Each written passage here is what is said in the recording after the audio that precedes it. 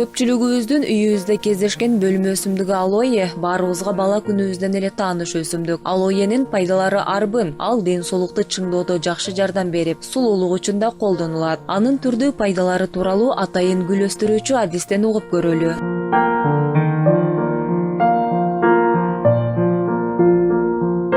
Алоэ представляет собой многолетнее суккулентное растение. Алоэ жалбырактары калың болгон көп жылдык өсүмдүк. Күн тийип турган жерлерде жакшы өсөт. Негизинен 3 жыл өстүрүлгөндөн кийин дарылоо үчүн колдонулат. Себеби бул убакыттын ичинде ал өзүнө көп сандаган пайдалуу витаминдерди топтойт. Аны колдоноордон биринчи колду жана жалбыракты тазалап жууп алып, анан жалбырагынын чекесиндеги майда тикенектерди алып салуу керек. Жалбырактарында шире көп. Дал ошол ширени пайдаланабыз. Эгерде денеңиздин кайсы бир бөлүгүндө ириңдөө болсо, жалбырагынын үстүңкү катмарын сыйрып алып, ошол жерге коюп бинт менен оройсуз. Аны 3-4 сааттан кийин алмаштырасыз. Ошондо бул өсүмдүк өз пайдасын тийгизет.